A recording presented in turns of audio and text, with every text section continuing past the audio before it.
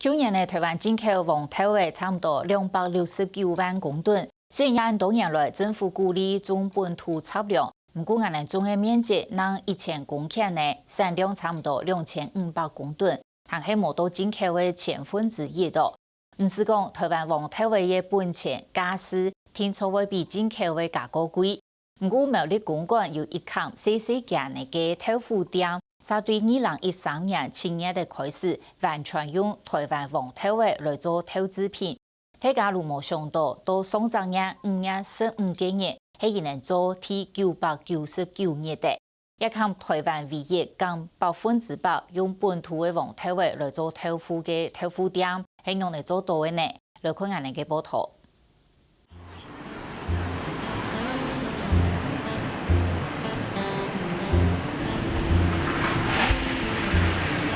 打造豆腐師傅聽意上手藝的無限，只係貴昂部嘅黃豆味，多多其氣度比冇到貴簡部嘅都偏到黃豆味嘅香味。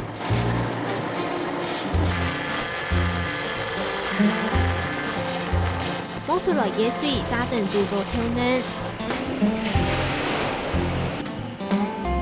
本季下擺囤甜點羊肉倒落去，再淥原來。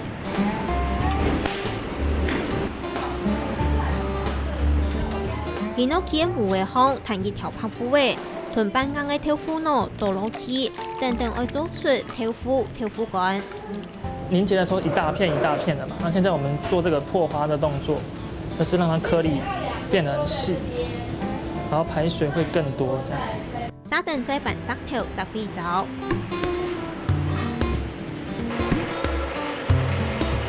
就是你要看它边边的厚薄。苗栗公館也見羅屋豆腐店度，明日都提進行也看起來極平凡，啥有一點麻煩呢做豆腐嘅步驟。本人個難想象嘅係豆腐師傅能10歲嘅。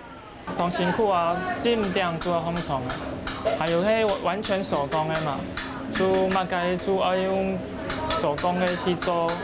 一間豆腐店堅持用台灣種嘅黃豆味，用羊肉來推砂膠，傳統嘅手工來做豆腐乾，作為999日為4年呢。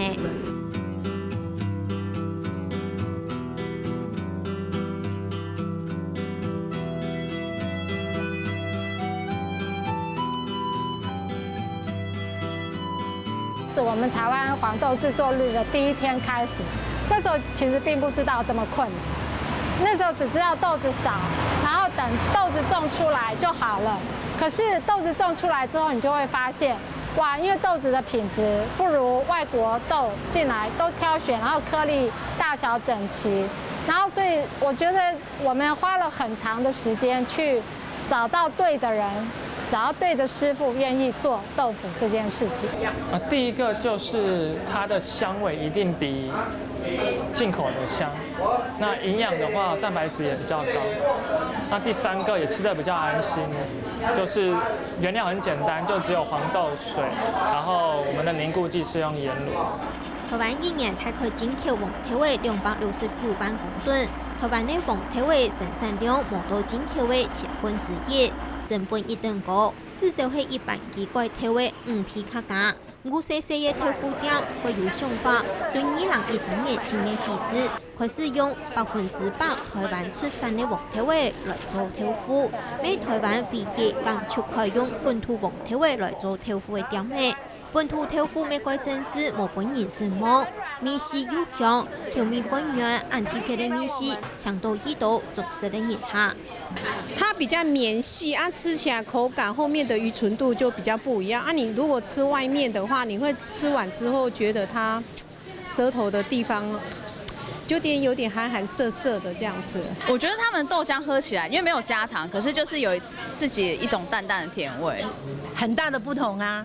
因為它喝起來很有豆的味道，豆香的味道，而且呢，因為它比外面市售的還要濃郁，所以整體感覺是很醇厚的，跟外面那個黑雷林倒醉的感覺不一樣。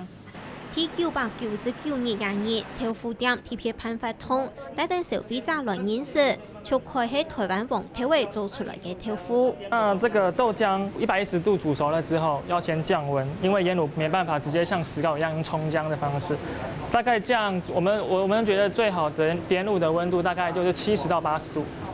師傅示範用嚟做豆腐，消費者北京模組來看，上海以16度嘅豆腐，上來係用嚟做出來嘅。然後就盡量不要有泡，你不要急着說立刻拿出來。沙丁要教消費者自家同數來做豆腐飯，含做黃豆沙拉，希望推廣本土黃豆味有幾好嘅。我覺得這個消費者的教育很重要，因為唯有消費者的支持，我們才有辦法把這條路走得更好。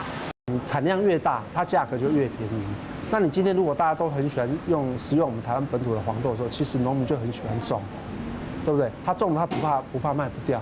那他如果栽種面積越來越大的時候，其實產量多嘛，其實價格就相對往下降。只是說這一條路還有時間還要慢慢走啦。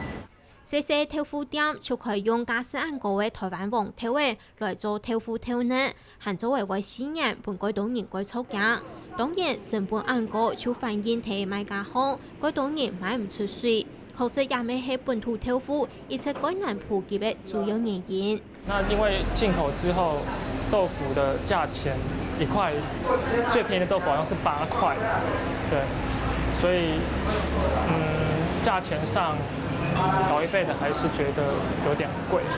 一般的媽媽，她就當然還是會精打細算。可是現在台灣的就是食安的問題，然後就是我覺得走向是大家會越來越注重自己到底吃了什麼東西。